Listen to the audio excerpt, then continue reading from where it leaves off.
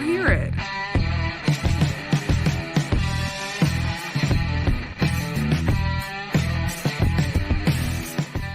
All right, we are going from one technically challenged episode to another technically challenged episode, but we're going to see how this one works because we are live. No, we're not live. Why do I keep saying live, Madison? What's wrong with me? We're live, but this won't be a live episode. Maybe we should do a live episode of Madness. We've never done a live episode. No, we have not. Only your very first You gotta time. make sure that you listen to what I say before you put it out there on the air. That's why. Only the first time that you ever appeared on Laugh, Learn, and Eat was it live, and you didn't realize it was live. Yeah. That was like the only time. And then we did the mortgage, how to make a mortgage podcast. Yeah, we did that how to make a mortgage podcast. I can't do that so well. How do you women do that shit? I see women doing that all the time. I can't do it. Madison, how are you? I'm good. How are you? I feel like we haven't talked forever. Right? And I don't know. When did we film the last one? It was Q1. Before your birthday. By the way, I know I have a bone to pick with you. Okay. I made you this amazing video for your birthday present. I posted on your Facebook page and didn't get any recognition for it.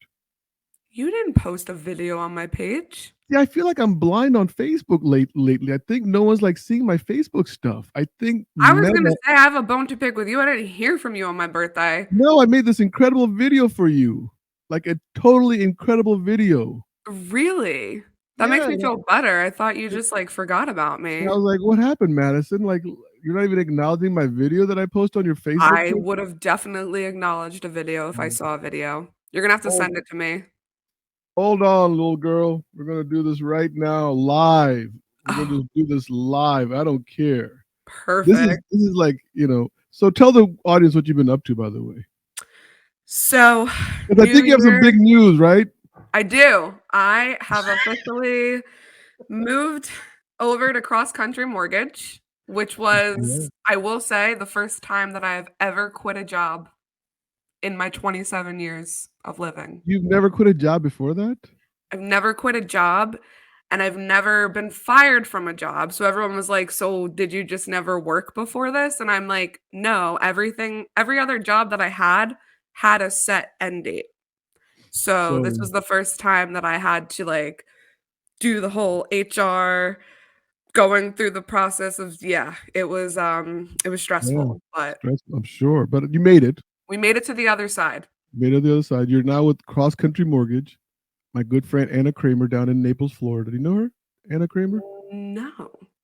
You're going to connect us. She's actually going to be on the show in July for Meet the Recruiters. She's been the one who's been like out there hustling all these people to join Cross Country. Wow. And I really mean hustling with all the love in my heart, Anna. I mean that. Yeah. No, yeah. Hustle. I feel like hustle used to be like, it wasn't always a good word, but now when you hear hustle or like hustler, you're like, oh, they're hardworking. Let's talk about something more important. Okay. I want to share this evidence with you. Oh God, the evidence of the birthday video that I never saw? Yeah, okay. I think that's way more important than you joining a new company. If you look over here, you'll see that there's this video on your page. And if I play the video, what happens? Then this awesome video shows up that I thought it was a picture. See? Well, we got to hear it. You got to put the camera on. Hold on, I'm trying to. Oh, God. Those flowers behind your head make it look like you have ear bunnies. Titles. I don't think she was born when the movie was actually released, Madison. Am I right about that? Yeah, I wasn't born for half of this book. I love that. Do you break laws? Me? Do you think you break laws? Never. I date. I'm sure there's a high school in South Carolina where JP lives near the farm with the goats that would be happy to have Madison trapped in the cheerleader. Do you think I can only make it out there? Happy birthday! You feel any different? Double digits? I feel better. I feel a little lighter. I just got all that. See? Oh my gosh. It was on your Facebook page this entire time I since thought it March was a 17th. picture. You know when Hold on, people hold on. on So Facebook hold on. So if it was a picture and it had my name attached to it, don't make me share my screen again and it has my name there. it does, but it's just a green tulip. So you could have like clicked on it and say, why is Fobby sending me a green tulip for my No, birthday? because you know when you write on someone's Facebook wall and you could choose like a background, I thought you were just like, oh God, I'm such an asshole.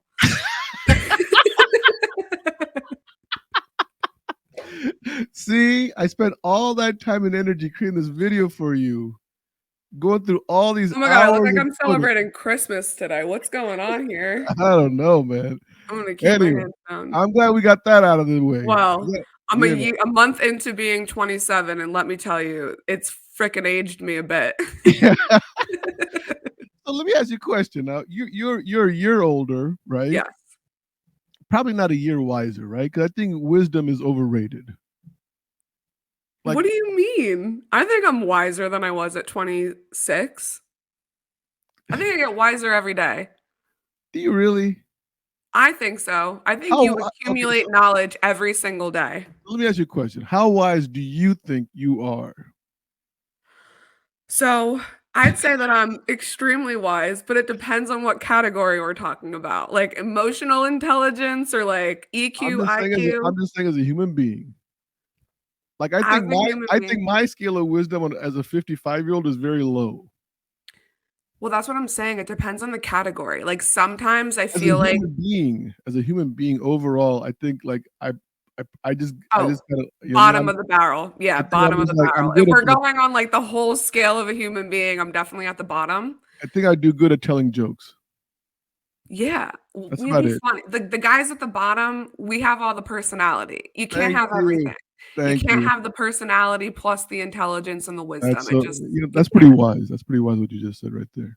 I Mm, am stellar. I'm gonna give you credit for that. That was pretty Thanks, Bob. wise. You think that I literally belong on the farm cheerleading with the goats? I mean, I don't know.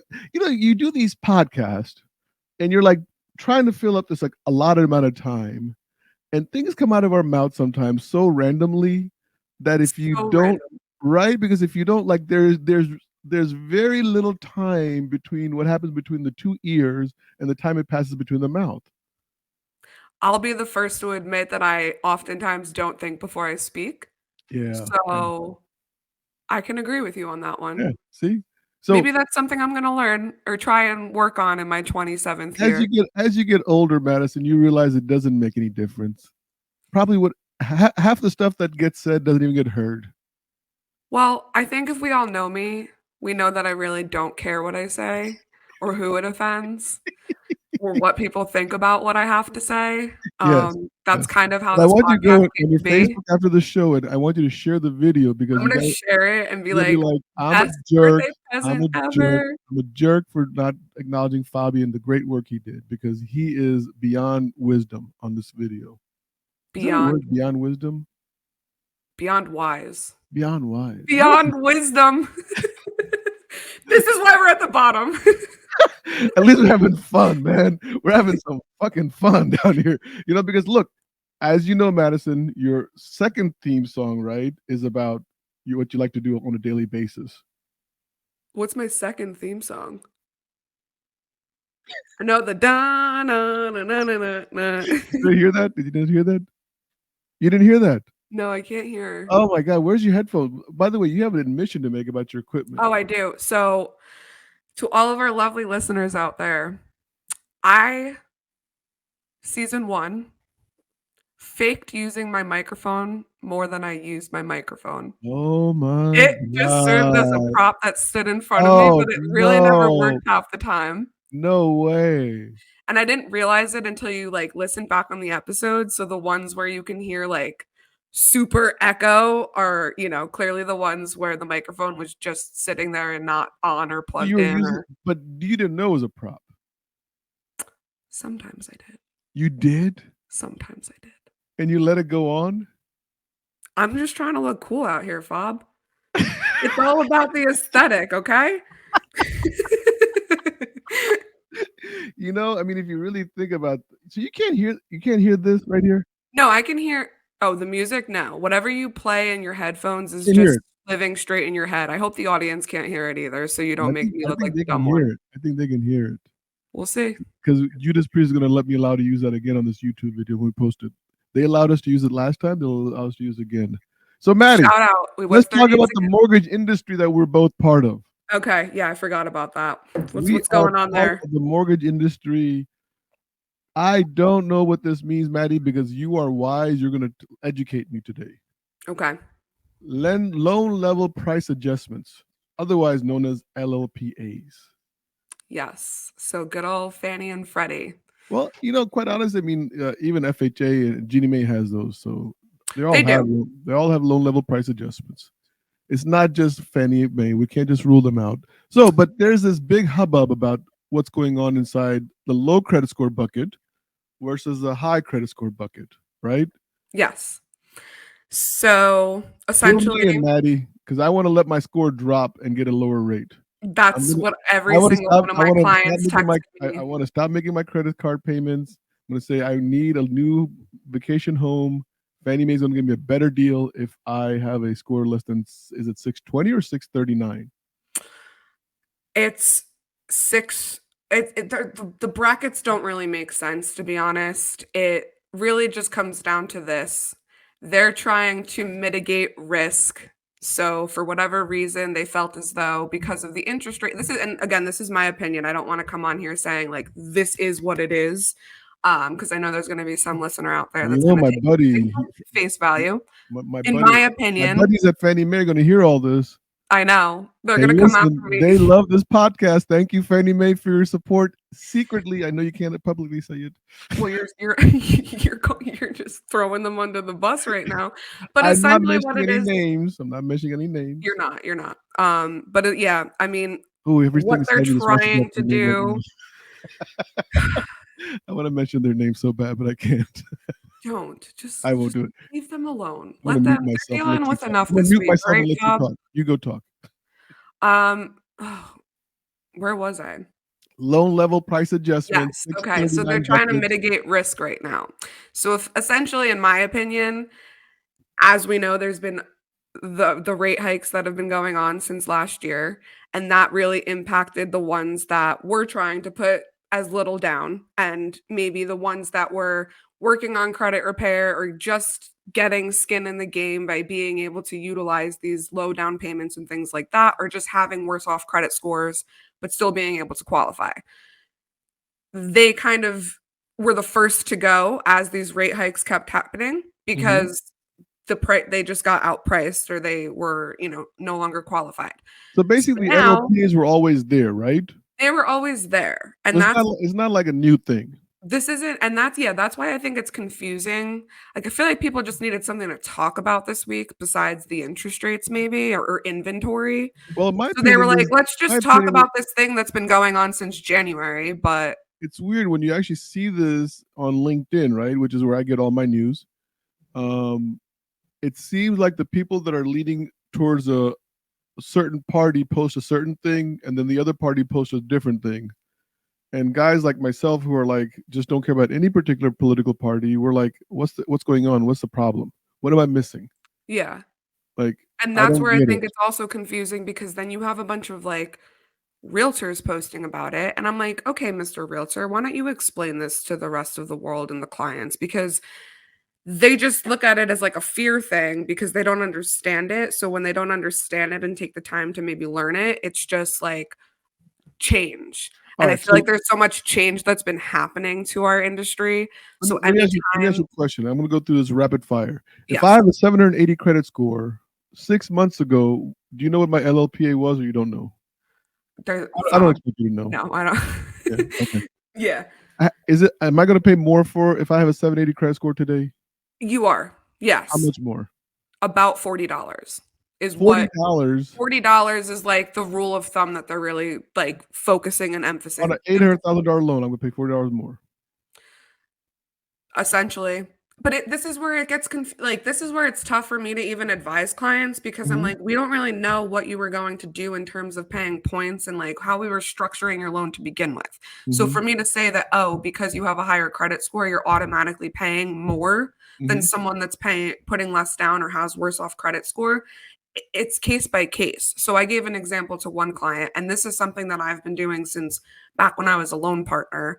I'd look at pricing. There'd be times where you can get a better interest rate for putting 17 or 18% down than you could 20%. Right, right. So But for me, when I there's a hear reason about these there's a sort of reason for that. things, it's like There's a it's reason so for that. case.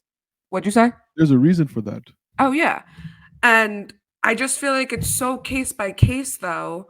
So it's like for them to be like, "Oh, you're going to pay approximately $40 more if you have this credit than that credit." It's like we don't know what you're doing. We don't know So how your loan so in officer is other structuring words, a what you're product. saying is damaging my credit score is only gonna save me $40.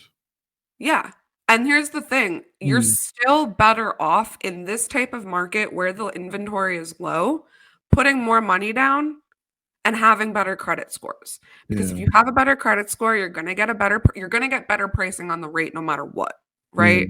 yeah. And my other thing is that okay, so let's say that they change this. When a client goes out there and you have a 5% down individual and a 20% down individual, regardless of what's happening behind the scenes to their monthly payment, the one that's putting 20% down in this type of market is going to be the one that's going to get their offer accepted. You know what I've learned about you in the year that we've been working together? I talk When with my you're hands a lot. when you're serious, your right eyebrow goes up. You're When I on all the podcast episodes, I've always watched your right eyebrow go up when you're like actually talking facts. like,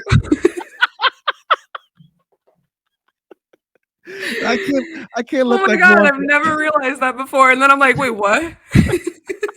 Am I talking facts? Is my right eyebrow up? If my right eyebrow's I'm up, I'm literally talking. like angry, serious, and I'm just like, what are you talking about, Fobby? Now let me ask you one more question, okay? This is what? This, I Did don't you even see know how if you my know. whole demeanor just changed?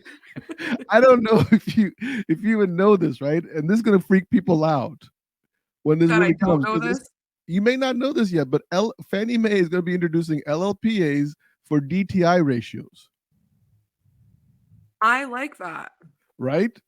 I So, like that. what do you think is going to happen then with the people that are going absolutely crazy? Because now the people that are going crazy, right? That I have a borrower who's got a great credit score, but he's going to pay more.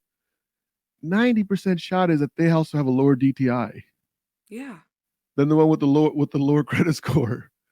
So when these LLPs come out for DTI ratios, I mean, it's going to like balance everything back out. Right. So I'm Or not. if you are a lower credit score individual, chances are I'm probably gearing you towards an FHA loan product anyway, Thank you. in which case all of this nonsense doesn't apply. Yeah. So, At the end of the day, if we do increase the credit spectrum to allow more homeowners to buy homes, is that a bad thing? no. Because there's not a lot of homes out there anyway. By the way, you know the number of listings that were available as of last weekend? I Where? didn't know this. Like Nationwide. nationwide? Nationwide. This is so weird. This is the most bizarre number I've heard, and I've checked it. And this is pretty accurate. 600,000 round up, right? 600,000 listings nationwide. 1.2 million real estate agents.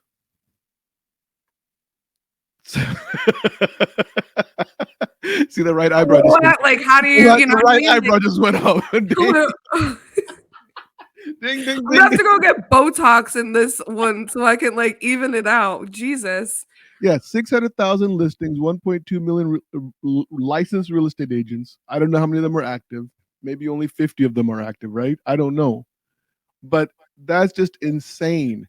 In 2008, when the meltdown was happening, our listings nationwide reached over 4 million. Yeah. And now we're at And 600,000. So people are saying, oh, there's a meltdown coming. There's a housing crash. No. If there's only 600,000 listings nationwide and a potentially 2 point some odd million home buyers that are looking for homes, I don't see how there could be a crash. the demand is so strong. The demand has been unwavering no matter what has happened. And Right. that's where it's like, I've never seen a slowdown in the demand. It's just a slowdown in the time it takes a client to get under contract. Yeah, but I do like the clients are more prepared now, right? I mean, because they tell you everything up front today, right? Yeah, it's very rare at this point that I have a client freaking out about the interest rates because their Right. grandma's brother's mother already, explained that to them. Right. I mean, and they have all their documents prepared for you. Like they know, hey, here's everything. Here's my Fobby, you bankruptcy. think that people are going to shape up just because? Here's my divorce decree. Here's my child support. Right, Maddie? I mean, I've had actual living hell when it comes to child support in the last 2 months. And again, so, anyone that knows me. Are you not getting paid? Is that what's going on? You got a child you never told us about on the show? This is exactly it, guys. I have some Another news secret. A lot of secrets coming out on this episode. This is the secret unraveling show. No, secrets unraveling. You want to talk about secrets unraveling, Fobby? Yes. So our good old Real Realtors of New Jersey, Christina, Yes. she has me go. I do a lot of open houses with her, right? Okay. And she and I joke. She's like, Madison, I've never had anyone that actually like a loan officer that comes to an open house and really gets anything out of it. I get a client out of this, right? Nice. This client introduces me to a real estate agent who has already sent me over 20 leads. So I'm like, this is great. He was working with another lender. This lender already helped him with credit repair. I don't have to go through this with him. Nice. Long story short, we're under contract on a property. And this is one of the last deals that I'm doing with Annie Mac. So I'm just like, okay, it's clear to close, like no issues, going through the process super quickly. He basically signs documents for preliminary closing disclosure on a Friday. Monday morning, I look on my Annie Mac app, and I need to leave. Okay, so we're gonna just start the show. I go on my app. I go on my app, and I'm like, "Oh, borrower uploaded documents. What could he possibly be uploading? Like, what are we requesting at this point?" He already signed. And then I got a call from my processor and she goes, "You're going to lose your shit." And I'm like, "What?" No. She goes, "Mr. blah, blah, blah uploaded the missing pages of his divorce decree that I've been asking for the last 2 weeks. No. And on those missing documents is a $600 child support payment." Oh, no. Oh God. Do you think that clients leave those things out on purpose? Yes, I do. God, what? Okay. Because they think that if they don't disclose it on the application and they don't tell me about it, that suddenly no one else is going to find out about it. But what people don't understand are title companies exist, and title is a very important part of the process because they're doing all the digging that you didn't disclose on your application. So flash forward, I got the deal closed, right? Good for me. You got it closed? Closed. How? Well, first the ex-wife tried to co-sign. She couldn't qualify. So then the ex-wife's mother, so his ex-mother-in-law, was like, "I'll do it." And then by the time she volunteered and we straightened things out, I was able to work some magic and have him pay off some things, and it worked out. But his DTI was like not qualifying after that payment went in. Wow. So I got a client 3 weeks later. I'm under contract, and I got an email from the attorney last Monday morning. "Hey, Madison, just want to let you know, title report came back on page 26. There's bankruptcy and child support." So I call the client and I'm like, "What's up?" And he's like, "How'd you find out about that?" I'm sorry. It doesn't matter how I found out about that. It's why didn't you disclose this to me? Did he get mad at you for finding out? No, he was just like, "Oh yeah." And then a week later, "Oh yeah, I also pay rent for my friend. That's why I have a different address on my driver's license." Oh my God. Yeah. So to answer your question, I don't even know if you questioned it, but people are not getting better. Yeah, they don't get it, do they? No. No matter how many TikToks I make telling them not to do things. Maybe you should stop making the TikToks. It's reverse psychology at this point, I feel. I think the problem is that they think you're just this TikTok person that'll make everything happen for them. Yeah, What do you clearly. think? That, that's what I think too, and that's where like I had to kind of like sit back and evaluate, and I'm like, am I too nice to clients? Like, do they just think that they can pull a quick one on me because I'm like the educational, let me help you, let me hold your hand. Yeah. Maybe you should make a video. Here, I get you an idea. Ready? All You right, should do this. I'm writing it down. Help me help you. Yes. That should be your Help.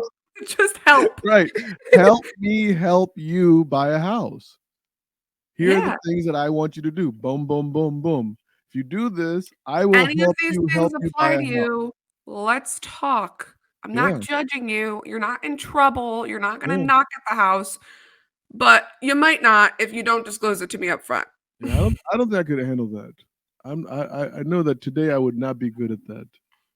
You know what I mean? I was okay with like I think the worst one I ever had, and it still sticks in my mind today. So it's probably the worst one I ever had, where everything was going along really smooth, and all of a sudden, like I get the underwriter conditions for something, and I'm like, why would she condition for this? And I can't remember how it happened, but the wife had cashed out the CD, right, to pay off all their bills, and now they didn't have enough money in their account to for closing. Yikes. And I'm like, but I qualified you on the bills. You didn't Like, have to pay them yeah. all. Like, I didn't tell you to go and pay them. Yeah. And the wife was like, well, I used to work at Countrywide. This shouldn't be a big deal that we're getting money from an uncle. I said, well, it's not a big deal that you're getting money from an uncle. Is that we're doing it the day before closing. Of course. You know what I mean? Why would it be a week before? And I said, and by the way, what did you do at Countrywide? True story. Oh, I was a receptionist. No knock against receptionist. No, but like, Right. Like you did not deal with the loan and yeah, the you weren't processor. right. Yeah, underwriter. No. So it's just like, okay, and I was like pulling my hair out, and it was just like, obviously we didn't close on time, and then someone gets mad at me because I should have known better. Like I should have known in my mind that the wife was going to cash the CD that they were going to use for the source of funds, which was a nice, clean source of funds, and pay all the bills off, and then get a gift from their uncle. Yeah. Like, and that's where it's like it's like that little like manipulation thing that those clients do sometimes, or like the realtors or everyone else, where it's like, I'm sorry, if they said no on an application when they're asked if they have any court ordered debt obligations, my thing is not to assume that they're a liar. And like, and that it's the day that the world that we live in right now too, it's like you can't say certain things without offending someone. So it's like there's a fine line between how much you question someone after they put something on paper. So can you hear Man, this what a music? time to be alive. Can you hear this? Nope, You can't hear that? just in your head. That's awful. It's the Mexican hat dance. Getting ready for Cinco de Mayo here. Cinco All de right. Mayo. Yeah. All right. So look, you have one more thing that I want to cover with you. It's interesting. Some recent women credit card stats that you picked up on. Yes. Are women? Oh, hold on. I'm gonna guess. Okay. I don't know anything about this. Are you gonna tell me that women have higher credit card debt than men? Yeah. Okay. Shocker. I was Like, I don't think we needed some statistician to come in and do that one for us, but what am I missing here, Madison? I mean, why does this not surprise me? so all right, well, not to play the age card here, No, don't but play the age card. I think for me, I honestly don't even know how this came to be. I was literally talking with my mom yesterday, Mhm. and again, like how we kind of get into like rants and tangents, like you start talking about rocks and all of a sudden we're talking about stomach ulcers. So whatever. We're talking and I just start looking up some facts and things because I'm looking for content to post on my social media. And I came across how, and I don't know if this is like, no, I was shocked to know that a woman literally couldn't open a credit card until 1974. That for me, like I was born in 96, right? So like Mhm. less than 20 years before I was born was this put into play. Or no, 22 years. my math's off, but a It's little okay. over. You're a loan officer. You can be excused for having bad math. No big deal. Yeah, so the one that didn't shock me was that women have a higher credit credit card balance. Um, but then, like the whole article basically just kind of went into like how undereducated women are about their finances. And again, this maybe is like people are sitting out there like this isn't a shock, this isn't a surprise. But I guess for me, because what I strive to do every day is I really do. I have single female clients right now that are under contract. I've closed out in the past. Mhm. So I guess for like the world that I live in and surround myself with, like I do know so many powerful women that do understand finances and all this other stuff. So to see that there's such a large majority of women that don't makes me feel like I need to work harder as well as all the other women in our industry do Mhm. to educate and like go after the female population because even though we might have a little higher credit card balances, there's a lot of women that are in powerful positions right now, which means they have, they're making good, if not better money than other men out there. It's So, interesting you posted that to talk about it because Kristen Messarelli, I don't know if you know her or not. no. She is her and Dave Savage and Todd Bookspan, I believe, started this new nonprofit called First Home IQ. I like And it. so she was literally interviewed by the Post, or she gave a blurb on the Post, Washington Post this morning, about how she bought her first home at the age of 35 in LA. Yeah. And And like, as a single woman. yeah, and that's huge. Like me and Christina have a client right now who's a single female. I had two clients that I closed last year that were single females. I have a bunch of pre-approvals right now, and it's just like I don't know. It like surprised me and inspired me, and like really got like just got my head spinning of like we talk about all these things that happen in our industry and the changes and this, that, and the other. And like the demand is there for houses right now. So it's Mhm. like maybe not your typical, 20% down, 800 credit score client. They have it easier than the rest, but there's definitely markets or untapped markets, I should say, that You should probably reach out to Kristen and get her on your show.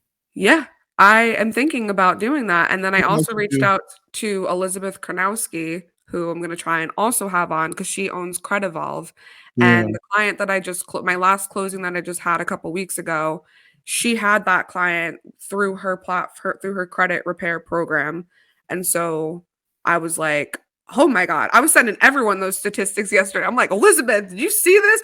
Fobby, we gotta talk about this.